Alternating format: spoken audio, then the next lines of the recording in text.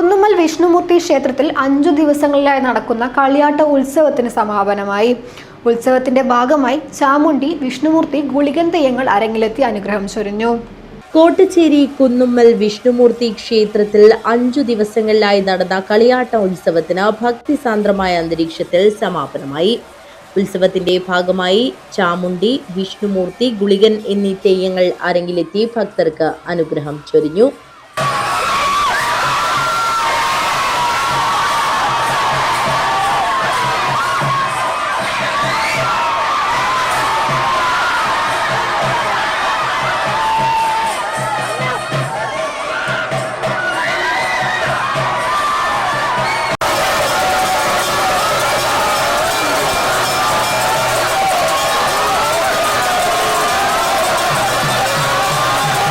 സമാപനത്തിന് മുന്നോടിയായി പ്രാദേശിക സംഘങ്ങളുടെ തിരുവാതിരയും നൃത്തശില്പവും അരങ്ങേറി.